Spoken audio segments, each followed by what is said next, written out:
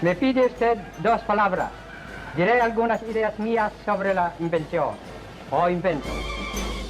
I, Manuel Luis Quezon, hereby solemnly swear that I will faithfully and conscientiously fulfill my duties as President of the Philippines